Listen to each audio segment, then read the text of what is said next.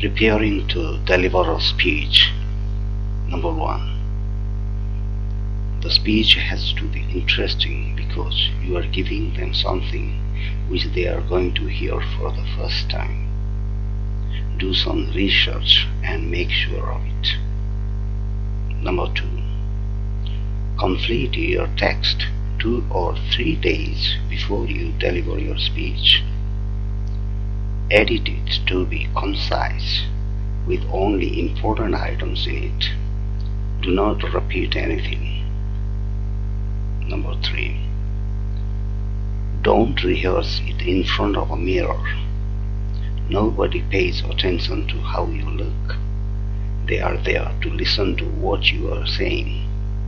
Your voice only matters.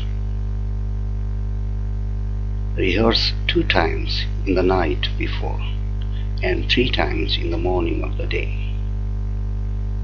Do it in front of someone who is interested and ready to comment on it. Do it standing. Number 4. Trust that the audience is on your side only to give you a big hand.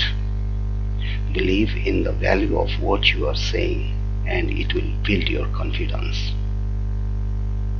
Number 5. Have fun, which means just smile and enjoy.